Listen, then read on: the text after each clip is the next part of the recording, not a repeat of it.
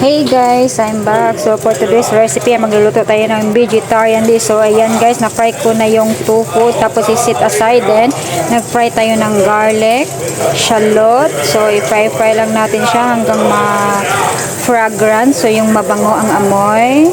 Tapos niyan is ilalagay natin ang ating spring onion. So stir fry again. Tapos carrots, slices of carrots.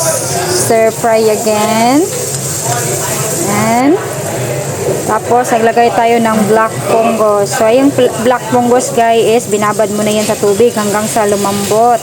So yan, stir fry saglit.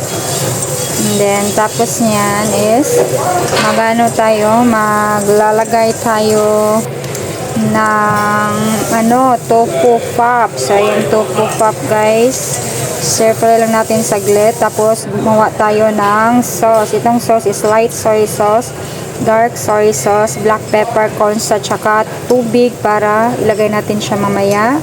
So ito ang ating sauce. Tapos ilagay natin sa ating niluto.